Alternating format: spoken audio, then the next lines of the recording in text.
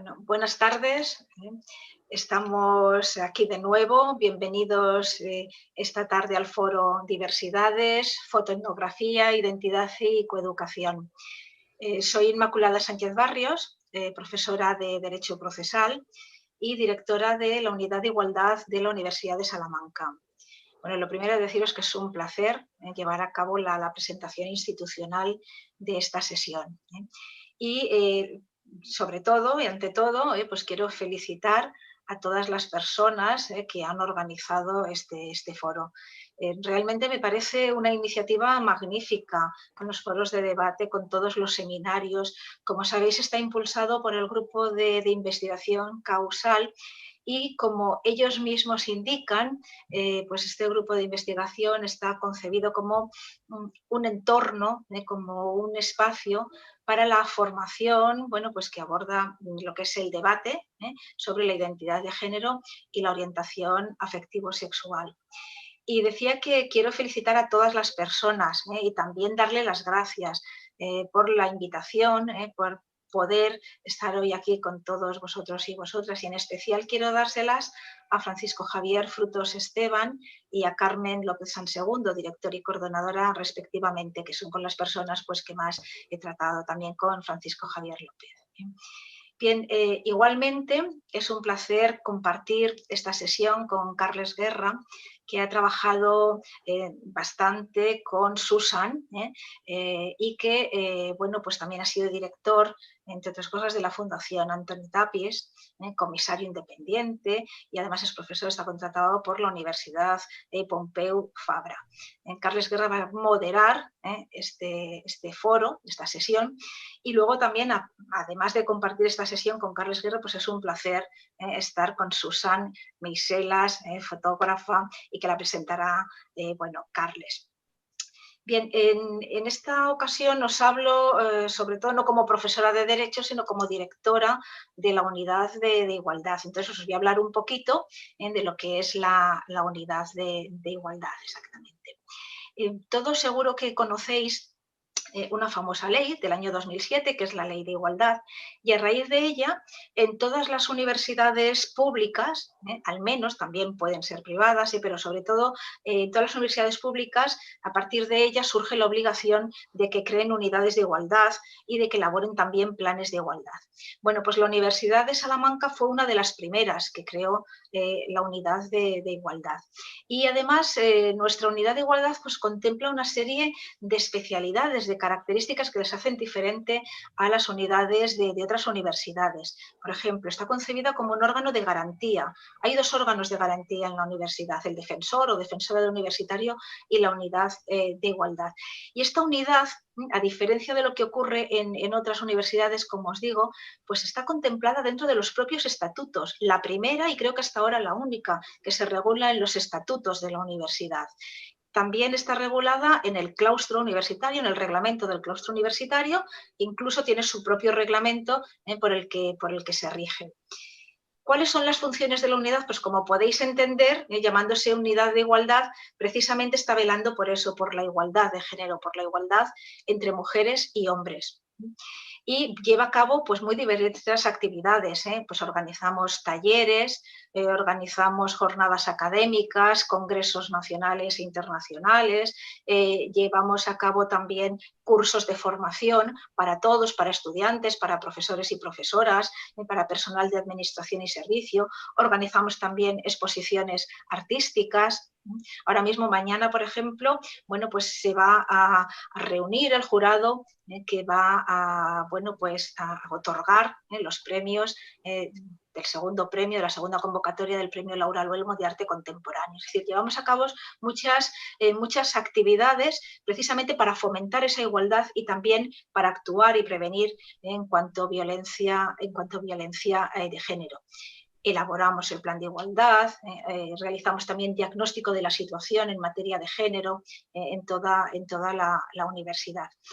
Y en cuanto a la composición, pues realmente, y esto también se diferencia de otras universidades, todos los miembros de la unidad de igualdad estamos elegidos por el claustro universitario. Nos elige el claustro y formamos parte de la unidad tanto profesoras y profesores como estudiantes de grado y de doctorado y de posgrado, como también personal de administración y servicios en composición equilibrada. No os quiero cansar tampoco, simplemente pues que conocierais un poquito la existencia de este órgano, seguro que muchos de vosotros y vosotras pues lo conocéis, pero así tenéis algo más de referencia del mismo y de que estamos aquí en la universidad y de que trabajamos conjuntamente, pues como hemos dicho, con los estudiantes, trabajamos con todos los miembros de la comunidad universitaria y que para cualquier cosa que necesitéis en materia de género y de igualdad, pues podéis contar también con nosotros. Así que por mi parte nada más. Muchas gracias, repito a los organizadores. Susan Miselas, es un placer que estés aquí con nosotros y le doy ya de inmediato la palabra a Carles Guerra. Hasta luego, gracias. Muchas gracias, Inmaculada. Gracias también a Francisco Javier y a Carmen por esta invitación. Y desde luego creo que en este marco o en este contexto, digamos, el trabajo de Susan Miselas no puede ser más pertinente y más relevante. Yo creo que ella es una de las pocas fotógrafas que abiertamente ha utilizado la fotografía no para explicar cuestiones de poder, de dominación, de desigualdad, de injusticia, sino para intervenir en ese espacio político y no quedarse simplemente en el acto del testimonio. Es decir, creo que el reto de la conversación con Susan, tal como lo hemos preparado, sería entender cómo la fotografía puede ir más allá de una mera aportación de una imagen, de un testimonio o de una evidencia.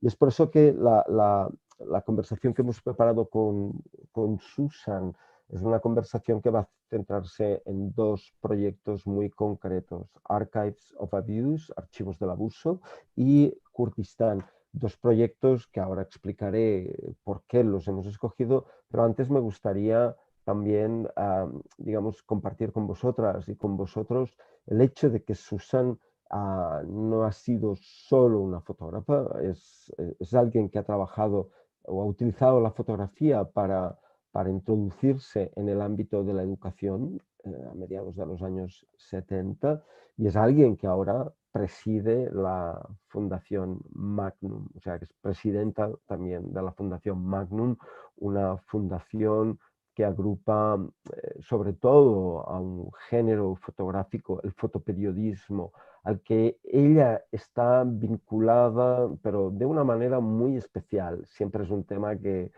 sale en la conversación y Susan no duda en ponerle matices a lo que es su relación con ese género, el del fotoperiodismo. Decía que con Susan nos conocemos desde hará posiblemente más de una década. Yo la conocí tras su exposición en el ICP de Nueva York, creo que eso era en el año 2009, y inmediatamente después de aquello, francamente, sentí la necesidad de contactarla, de hablar con ella y de invitarla a exponer en Barcelona. Recuerdo que la propuesta que le hice le hizo fruncir el ceño o levantar las cejas, porque le proponía dividir su magnífica exposición del ICP en tres proyectos, es decir, concretamente Carnival Strippers, una serie de fotos en blanco y negro de mediados de los 70, el trabajo de Nicaragua y el trabajo de Kurdistán. Entonces, ella y la comisaria de aquella, ya digo, excelente exposición, Kristen Luben, me miraron con cierto desconcierto. Obviamente lo que ellas deseaban era toda la exposición. Yo lo que les proponía era contextualizar esos proyectos tan potentes en tres exposiciones colectivas que organizamos entre 2009 y 2011. Y efectivamente creo que nos salió mal, pero bueno, le agradezco que no, digamos, me mandara a paseo después de aquella invitación.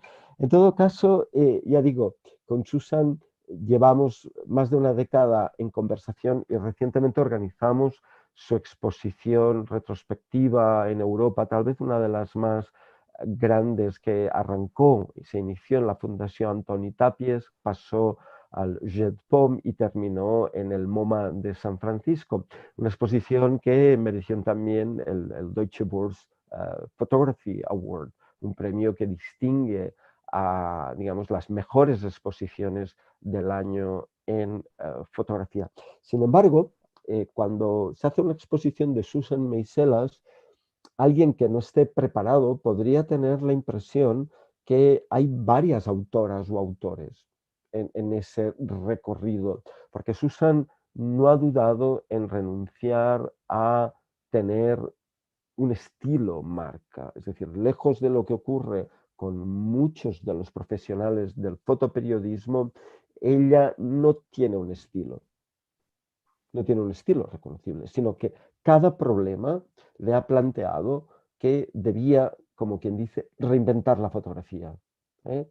O aplicar una manera distinta de entender la fotografía. Porque como veréis, digamos que la principal preocupación de Susan es que esta fotografía sea realizada en alguna forma de colaboración, en alguna forma de reconocimiento de esos a los que fotografían.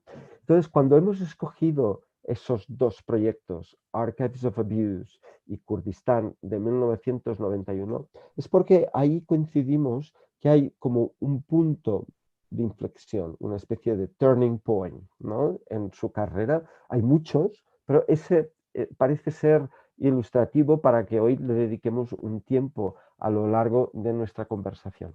Para situaros a todas y a todos, digamos que Susan en los años 70 es alguien que bebe de la tradición del fotoreportaje, hasta incluso de la street photography, es decir, una fotografía directa de encuentro con la realidad. Pero fijaros, ya en los años 72-75, cuando realiza Carnival Strippers, tras diferentes viajes al lugar donde están esas mujeres que trabajan en una especie de feria donde aparecen y montan ahí su espectáculo, Susan no se siente, digamos, que el trabajo sea completo o esté acabado sin entrevistarlas, sin grabar sus voces, y el resultado final de Carnival Strippers es una suite, una serie de, ahora no recuerdo, pueden ser cerca de 30 y tantas fotos en blanco y negro, pero hay además un audio, unas grabaciones con cada una de las mujeres. Por lo tanto, Susan ya desde muy al principio de su carrera se dirá que o pensará que la fotografía es insuficiente. La fotografía más nítida, la fotografía más cercana es insuficiente y necesita tener un contrapunto, que en ese caso fueron las voces de las mujeres que trabajaban en ese, digamos, espectáculo de striptease durante los veranos. Por lo tanto, digamos que ahí tenemos una condición, yo creo que importante en el trabajo de Susan, es la desconfianza hacia la fotografía, y cómo la fotografía puede llegar a ser más justa. Así que estamos ya introduciendo un problema, digamos, de relación de poder, un problema de justicia. Es decir, la fotografía no simplemente mira y observa, sino que aplica la justicia y a veces también comete injusticias. No solo por ver se remedian los problemas, ¿no? De todos modos, hay otro componente importante en Susan y es su modo de hacer colaborativo, lo cual la acercó a espacios comunitarios y educativos. Hay un par de proyectos del año 1974, voy dando estas pistas y no pongo imágenes porque les reservo esto para ella. Hay un par de proyectos del año 74 que verdaderamente toman la forma de proyectos educativos a través de la fotografía. Uno es The History of Lando, proyecto con la comunidad de Lando, con los mismos habitantes, expuesto, compartido con ellos. Y el otro es Learn to See, a source book of photography projects by teachers and students. Una especie de libro de texto para transmitir las posibilidades de la fotografía en contextos educativos. Es decir, que ese aspecto educativo no es un aspecto marginal, está incorporado en sus proyectos. Y finalmente, digamos que el proyecto anterior a esos dos sobre los que hoy nos vamos a ocupar es Nicaragua, un proyecto desarrollado entre 1978 y a veces se pone el guión 2004, pero es un proyecto que Susan no terminará en su vida. Es un proyecto que continuará volviendo a él, insistiendo, y es un proyecto en el que Susan observa la insurgencia de los sandinistas en Nicaragua, el inicio de la revolución y hasta los 25 años de la revolución, qué evolución ha tenido esa especie de rebelión, que hoy en día, desgraciadamente, ha llegado a convertirse en lo contrario, en una paradoja, con Ortega actuando casi como el dictador que era Somoza. Algo que os juro ha hecho llorar a Susan y eso demuestra su proximidad, digamos, a los temas y a la gente que retrata o que representa.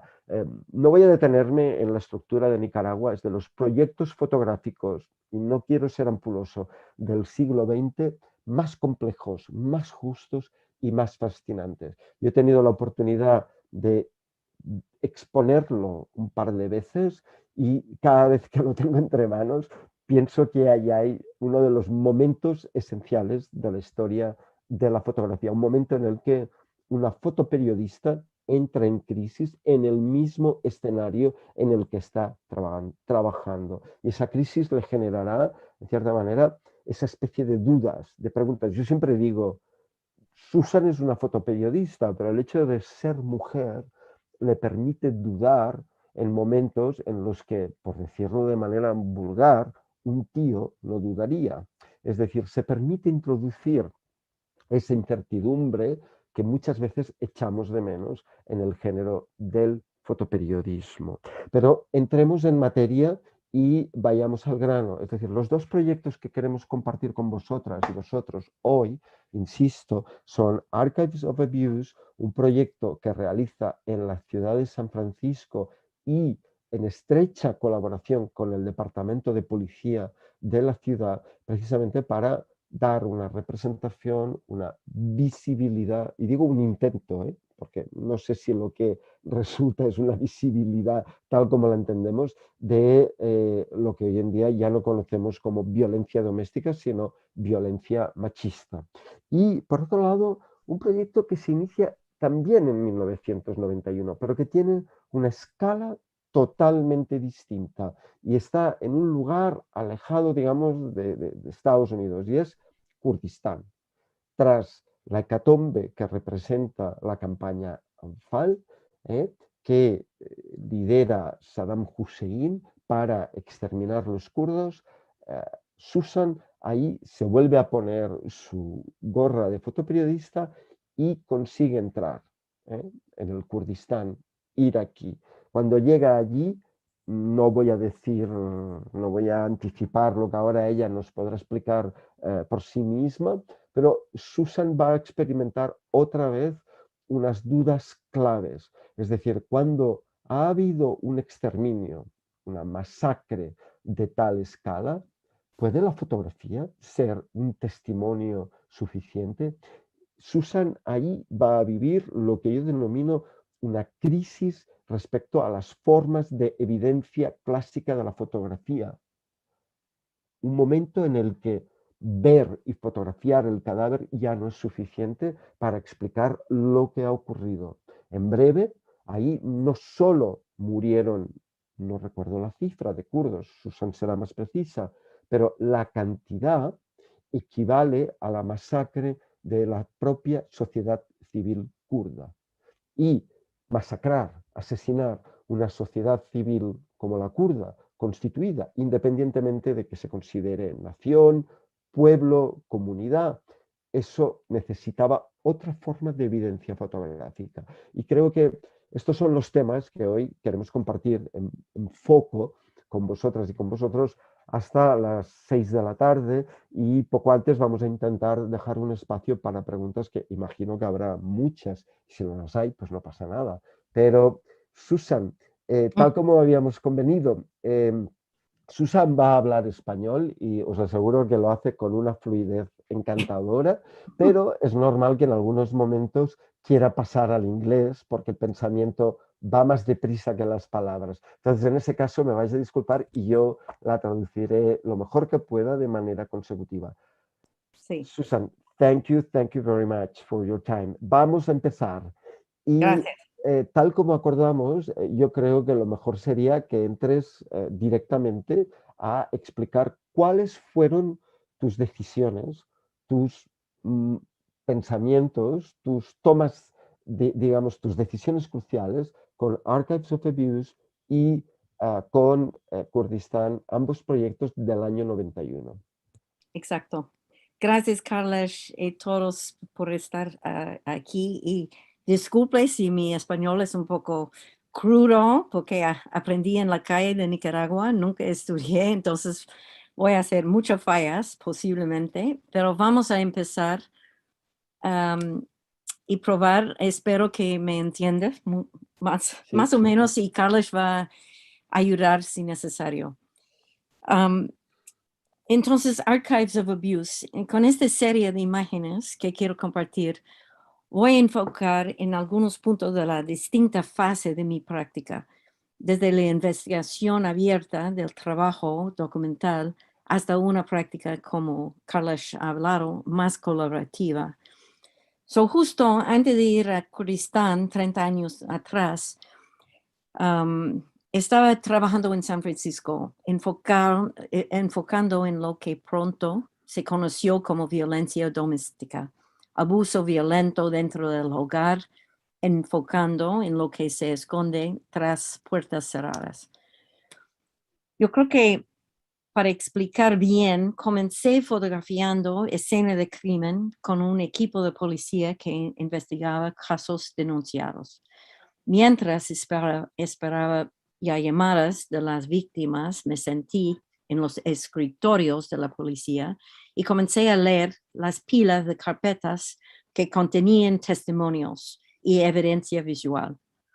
En este momento fue obvio que no necesitaba crear nuevas imágenes. Este es uno de mía, que ustedes miran ahora, porque ya existían.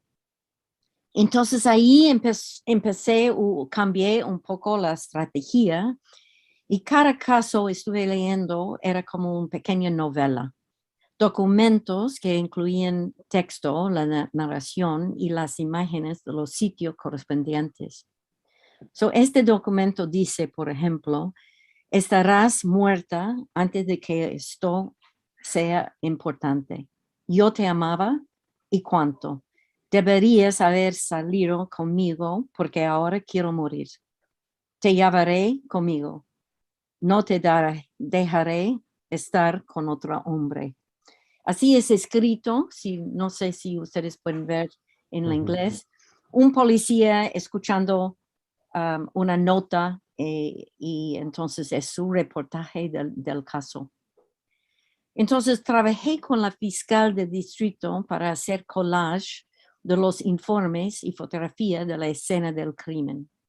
Contactamos a las víctimas y pedimos su permiso para realizar una campaña de conciencia pública con carteles en la parada de autobús anunciando la primera línea directa para comunicarse en caso de crisis, alertando a una comunidad más amplia.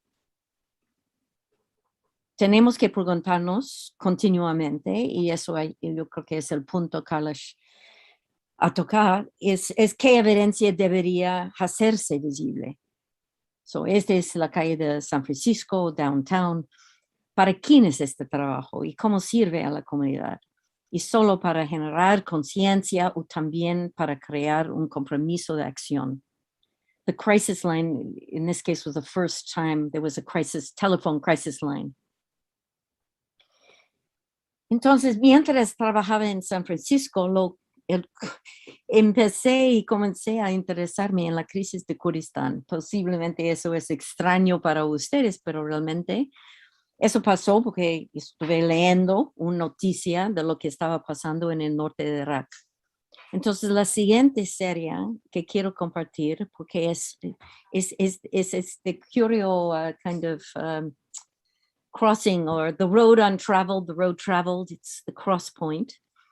La siguiente serie que quiero compartir fue realizado justo después del levantamiento de los kurdos en 91, en la huida de más de 100,000 kurdos, de lo que estuve leyendo, cuando la fuerza de Saddam se retiraron a Bagdad, dejando el norte de Irak bajo una zona de exclusión área que debía autoadministrarse por primera vez.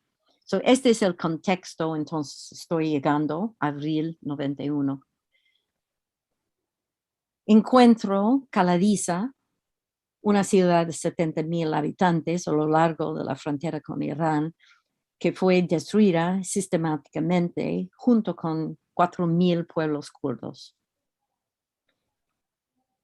Crucé la frontera de Irán a Irak y comencé a buscar evidencia visual, los restos de la campaña de Anfal de Saddam para anular a los kurdos unos años antes.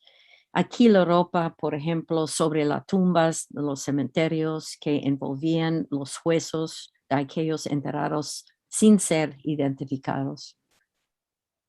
O aquí se puede ver la cicatriz de la bala en la espalda de Timur, el único sobreviviente y testigo de la masacre de su pueblo. El trabajo forense es una documentación meticulosa de los huesos, que son pistas de vidas pasadas. Clyde Snow, un antropólogo de Estados Unidos, descubrió el cráneo de un adolescente ejecutado a corta distancia. Solo la venda sobrevivió como prueba del crimen.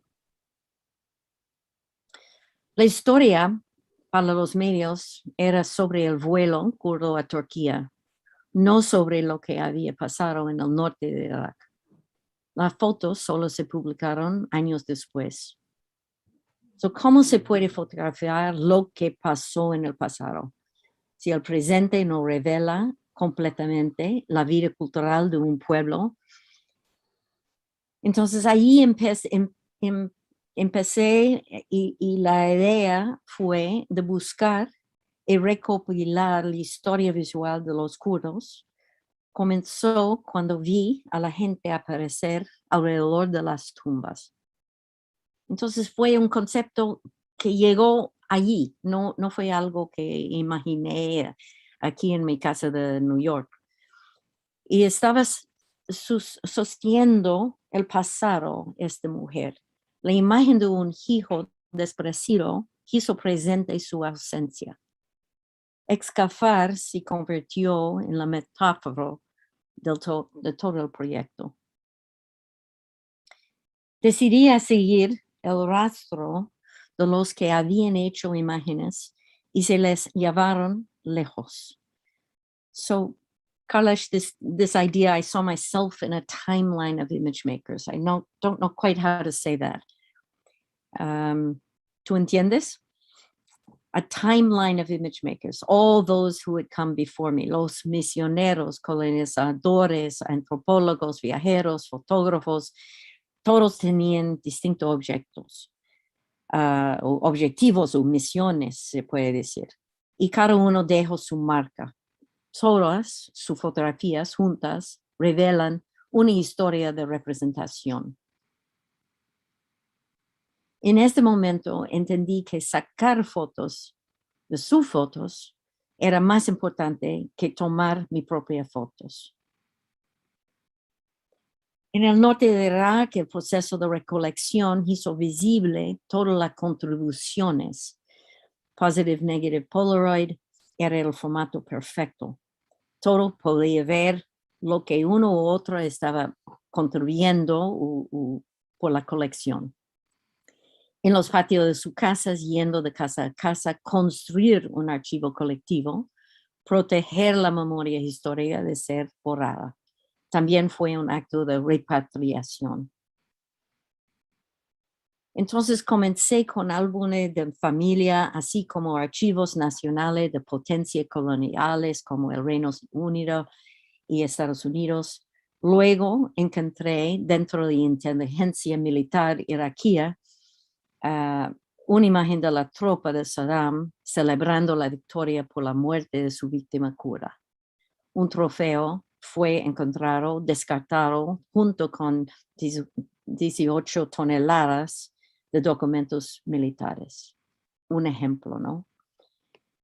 Entonces el libro, porque no tenemos tanto tiempo a mostrar más páginas, pero el libro Kurdistán a la sombra de la historia fue realizada en colaboración con la comunidad kurda y una red de académicos que estaba dispersa. Una comunidad sin archivo nacional y sin patria firme. De revistas a libros y a paredes de un museo. ¿Quién es la audiencia? ¿Quién cuenta la historia? Temor, el sobreviviente, vive como una imagen enmarcada en 1991 en la instalación a la ICP que Carlos estaba explicando en 2008, instalado junto a su video testimonial presentado 15 años después en el juicio de Saddam contra sus crímenes de lesa humanidad. Ahora, cada vez que presentamos el trabajo de Kurdistán, seguimos incluyendo más voces de la diáspora. Siempre hay nuevas historias y perspectivas, y es una colaboración que continúa desarrollándose. Entonces voy a stop share, y yo creo que la idea con Carlos es seguimos hablando de lo que quieren compartir. Carlos. Perdona, es que estaba muteado. Uh-oh. Gracias, Susan. ¿Se me oye ahora? ¿Sí? Ya, todo Ok. bien.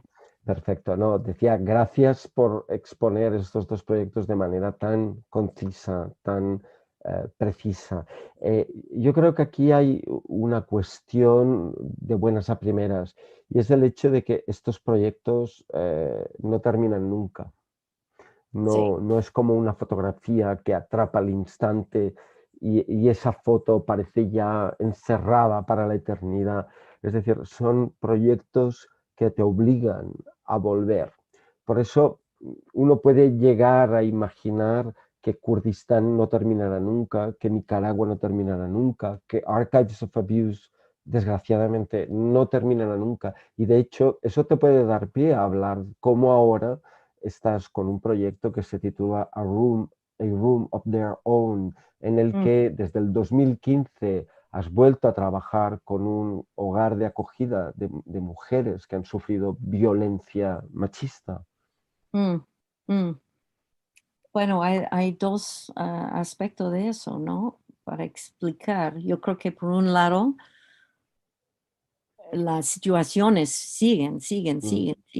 En ese tiempo 91, yo creo que realmente hemos imaginado que vamos a exponer y va a haber una respuesta, incluyendo The Crisis Line, ¿no? Que ahora muchos pueden participar y reportar, hacer reportajes, etc. Entonces, ni imaginé, estamos aquí 30 años después, que hay más incidentes, no hay menos. Sí.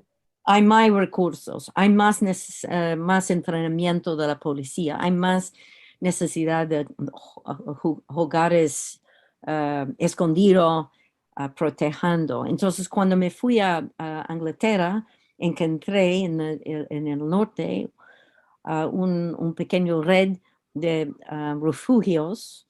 Estuve un poco sorprendida, ¿no? Porque las estadísticas fueron horribles. Entonces, ahí, 25 después, yo no estuve buscando, pero encontré, y yo creo que el tema, ¿cómo se dice? Duele, ¿no? Sí. El tema duele. Hay lugares que duele, y sí, tengo un Google Alert por Nicaragua y Kurdistán que estoy leyendo de lejos sobre estos dos lugares, entre todo, mucho más pero estos dos me importa lo más, o siento lo más cerca. Sí. Y es sorprendente en un caso, como tú hablabas un poco sobre Ortega y la Sí. revuelta en Nicaragua, pero quiero decir que un tema no es como hecho, es algo vivo, ¿no? Como eso posiblemente es parte de lo que tú has mencionado antes, que the still frame is a lie. En un sentido, es una referencia, es cuadrado, como un momento cuadrado, como por siempre, pero al mismo tiempo la vida de las personas adentro siguen y toda la historia alrededor igual. Entonces es más y más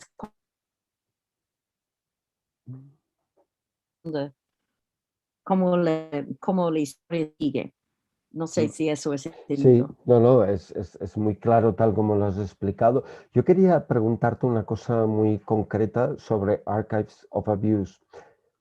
¿Por qué escogiste el lenguaje y la forma de evidencia de la policía y no, por ejemplo, los testimonios de las mujeres? Es decir, ¿era el único lenguaje que había para revelar ese tipo de violencia doméstica? ¿El único lenguaje eh, available, the only available language? ¿O qué otra opción hubieras podido tener? Yeah, no, I think there were, well, one thing, yo creo que, may have to say this in English. It's the authority of the police, certainly in 91, was as if they were the truth tellers. Okay. If a neighbor told policemen this happened, they saw this, or they wrote down what they saw, that would validate other than a subjective view.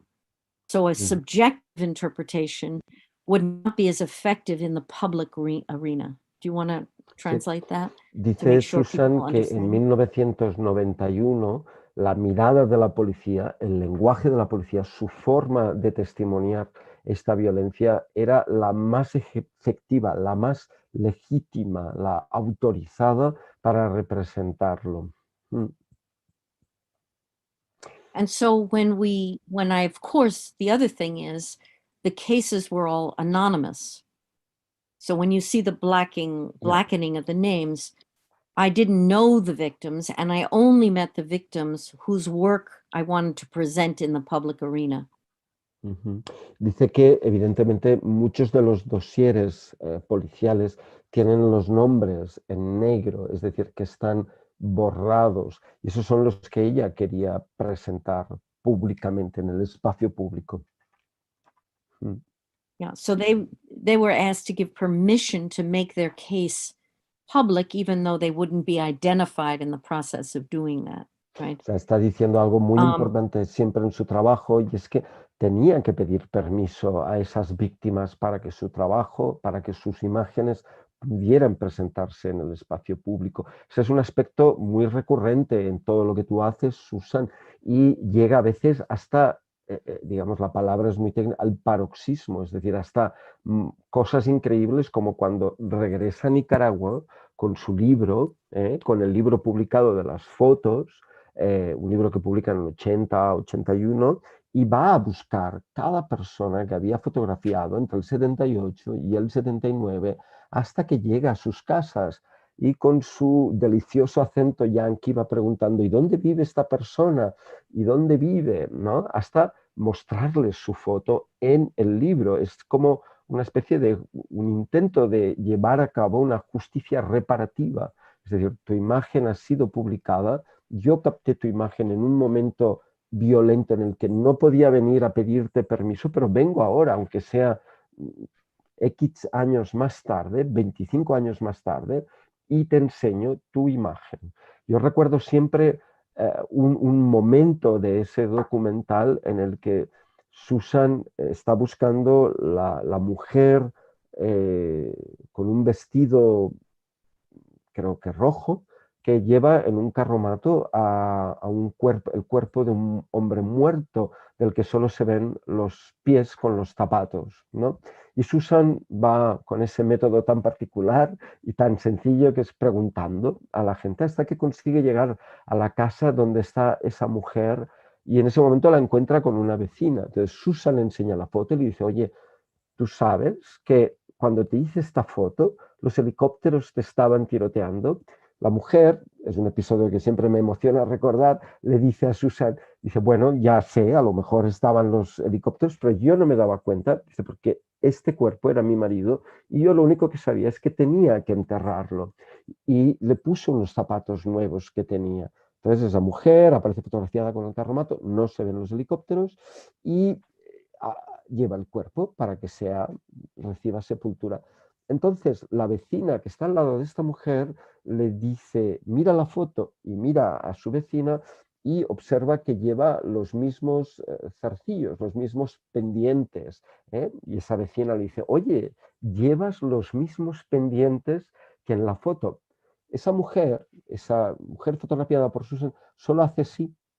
Y ese momento es un momento absolutamente mágico. Es decir, esto también es la magia de la práctica fotografía. Es decir, poder tocar ese instante del pasado entre las yemas de los dedos. Entonces, son maneras en que aparece una cierta justicia, ¿eh? En el trabajo de Susan. Yeah, Disculpa, you know, Susan, por Carla, haberme alargado con este ejemplo, no, pero I love that you just remembered that moment, that with Nubia, which was very, very no, special and so surprising for all of us, you know. Also that she was 14. If you were to see the photograph, you'd realize that was also astonishing to imagine. no. You know, I did go back, and maybe you remember that I'm not sure you didn't have this part in the Tapias Foundation, but at the Jeu de Paume, we included the voice of Irma, who was in the photograph on the street that I showed. I didn't think to show that. I should have played the sound, but we went back to meet Irma. I found out that her husband was put in prison and she started her restaurant again. She had been attacked in the original restaurant that she owned with her husband.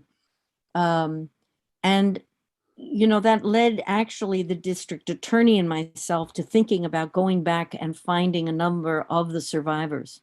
Because the question of survival, not just of the incident, but in the longer time of life is what really does interest me. And probably somewhere that's a project to return to.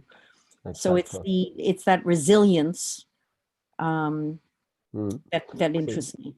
Bueno, Susan en este caso está recordando otro ejemplo dentro de su gran proyecto de Nicaragua, el caso de Irma, una mujer que originalmente recibe un ataque en el restaurante que detentaba y que años más tarde recupera su testimonio grabado en voz. Dice que exactamente lo que le interesa son esa gente que sobrevive a los momentos de violencia de la fotografía, y yo diría que ella tiene una cierta tendencia a ir a celebrar esa forma de sobrevivir, y va al encuentro, es decir, para acompañar esa celebración. Ya. Susan, hay otro caso y es o sea, hablemos ahora un poquito más de Kurdistán. Aquí hay un tema curioso y es el hecho de que Archives of Abuse pertenece al ámbito privado, mientras que Kurdistán atañe y afecta a una nación, aunque no tenga reconocimiento, a un pueblo, al pueblo kurdo. ¿Qué, qué, qué problemas hay ahí o qué hay en común y qué no hay en común? No sé. Yo diría, para empezar, que en el caso de Kurdistán, es decir, ella ha acabado realizando, Susan, has acabado realizando el Archivo Nacional de los Kurdos. Ese libro, Kurdistán, es el equivalente de el archivo que reúne la memoria del pueblo kurdo en la medida que la historia del pueblo kurdo y la historia de la fotografía van una al lado de la otra. Es decir, es también como hacer la historia de la fotografía. Y Mm. diríamos, el pueblo kurdo no sabemos desde cuándo existe, pero por lo menos desde que hay fotografía ha existido. Y estas fotografías han mostrado bodas, fiestas, escuelas, reuniones políticas, momentos sociales, momentos en el trabajo, las actrices famosas del pueblo kurdo. Por lo tanto, es la historia de la fotografía equivale a la prueba de que ahí había una sociedad civil constituida, aunque no tuviera reconocimiento. Y por lo tanto, hablar de muertes individuales no, en este caso no corresponde, porque el crimen es de otra escala. El crimen es contra una sociedad civil constituida. Y eso exige que la fotografía actúe de manera diferente. Al menos este es el argumento que yo me doy siempre para, para explicarme la maravilla que es este proyecto de Kurdistán. Yeah, no, you just said that so much better than I could. I think, yeah, I think I didn't, you know, I didn't show the video of the pages turning, which maybe would have helped people understand. But one of the things in the book you do feel is the history of photography moving, because literally the color of the early photography is sepia. And by the time you get to the end, you don't have autochromes in the beginning, but you have color in the end. You have a feeling of time in photography itself as a recording mechanism. But I think you also still have this tension between what is family and what's public. Mm. So in the case of, you know, Archives of Abuse is trying to make what's private more public, because it feels as if it's hidden from a public quite intentionally, you know, to protect the identity of someone. But as we all know, if you hear your neighbors screaming, you know something's happening, whether or not you engage and report on it. I think the you know, it's a somewhat different dynamic in Kurdistan, but you have you know, no one had seen the 4,000 villages that were destroyed by Saddam in that moment of time. It was being reported by refugees. There was no visual documentation. So when I start the mission, it is really to document what's invisible, to make it more public. I then discover that those mediums of communication that I relied on much more in the period of Nicaragua, El Salvador, to be there as partners of exposure, let's say, they're not involved in that mission in a sense, right?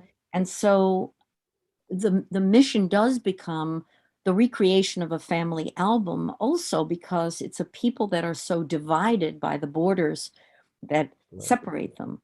So those of Iraq may not know the specific histories in Turkey or in Iran, etc. So, you know, it's a stitching together of bits and pieces of a history. It's not an authoritative history. It's what's left of history to make sense of, in a way. No, that's brilliant. Voy a intentar resumir. Yes, Dice que lamentaba no haber mostrado las imágenes del libro pasando página a página, Kurdistán, pero que eso lo que permitiría es ver cómo pasamos de fotos de sepia a fotos, digamos, coloreadas, o ver las diferentes técnicas de la fotografía a lo largo de su historia. Otro aspecto importantísimo es el hecho de que ese archivo supuestamente nacional o colectivo es un archivo hecho de archivos privados, de álbums familiares, y que en el fondo lo que ella se ha dado cuenta, porque a veces Susan no actúa de manera programática, sino que va trabajando y se da cuenta de lo que ocurre, y ahí se da cuenta de que realmente todos esos archivos familiares conectados unos con otros, entre a un lado de una frontera de Irak y al otro lado, o en Irán, recomponen una historia común, y que esa historia común realmente era algo que hacía falta o les hacía falta al pueblo kurdo. Bueno, traducido como he podido. Susan, yo no quisiera acabar nuestros turnos de intervención antes de dar la palabra sin hablar de un aspecto que creo que es importante aquí en este contexto, en estos cursos y en este foro. Y es el hecho de que tu fotografía o la manera que tú tienes de entender la fotografía permite a otros convertirse en autores, en fotógrafos también. Es decir, que la autoría, esa idea de la mirada, el ojo de la fotógrafa, en tu caso queda, digamos, downplayed, es decir, como tiene menos importancia que la posibilidad de pensar que el otro no es que pueda tomar la cámara, no hace falta, pero que participa en esa fotografía de una manera muy activa. Desde el principio, cuando fotografiabas a tus roommates en Harvard, en la residencia de estudiantes, donde después del retrato tenían la oportunidad de escribir con ello, a muchos otros proyectos en los que la fotografía se completa con esa especie de conversación con el subject, con el sujeto. Yeah. ¿Cómo ves ahora esta manera de entender la fotografía? Well, I just think there's so many entry points. What's still very magical for me about the photograph, it is still a point of intersection. I mean, we talked about it as an object of history that can be revisited and reconsidered by those in an image or those who made an image, those who see an image. So I see it always as a point of intersection and a point of potential inclusion. So in a way, it's not so much who makes the photograph for me, it's what the photograph enables us to dialogue. O sea que lo que dices es que la fotografía, siempre con mi traducción libre, disculpar, que la fotografía es un lugar de intersecciones con esos que han sido fotografiados, un lugar para potenciar un diálogo. Es decir, la fotografía no es resolutiva, no es final, sino que es un lugar a partir del cual se pueden dar unos intercambios. Creo, Susan, que sería el momento de abrir el turno a las preguntas Sí, seguro. de los estudiantes, de los participantes. Ya. O sea que os animo a que preguntéis. Tenemos aún unos minutos. Ok, ¿Eh? Eso sí hay ¿está bien? preguntas. Sí. A ver, Sí hay. no sé.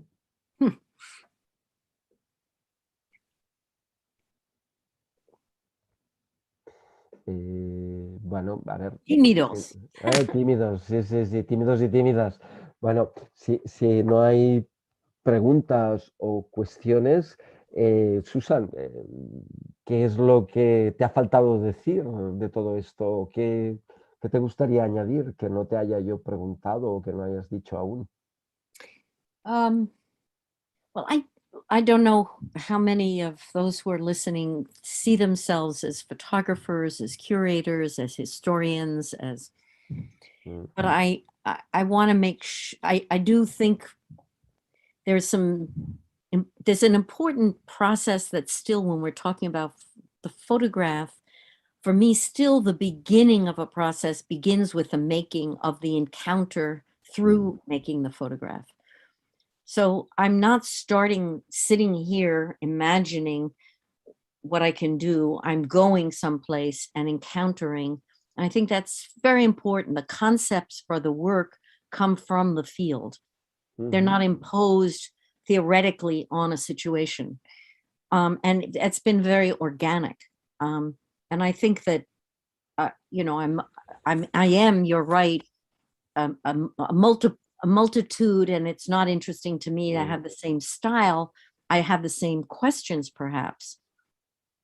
And I've learned about those questions as I've gone along, that this question of participation or inclusion or the inadequacy of a photograph, how can it be complemented? These are all some of those questions that I continue to carry with me almost into any situation, but the answers might be different, or the search might lead me different paths.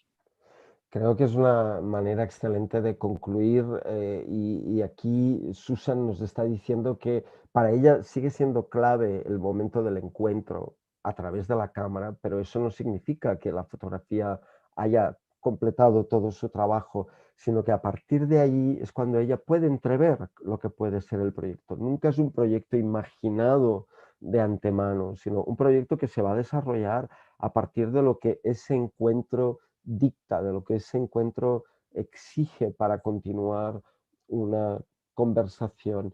Y bueno, esa es una manera también de empoderar a las personas que están junto a ella o en situaciones a veces difíciles. Por lo tanto, yo creo que, como dice ella se imagina a sí misma como una multitud que por lo tanto no puede tener un solo estilo, sino que es una multitud de personas y os aseguro que ese es el gran goce de su trabajo. Es decir, a pesar de que observando su carrera siempre ves también ciertas preocupaciones, en concreto desde Carnival Strippers, Princess Street Girls o hasta incluso Pandora's Box. Uno ve, es decir, cómo el cuerpo de la mujer ocupa diferentes espacios, sea en un espectáculo de striptease, en las calles de Nueva York o en un apartamento donde se practica el sadomasoquismo. Es decir, que en realidad el trabajo de Susan obliga a ver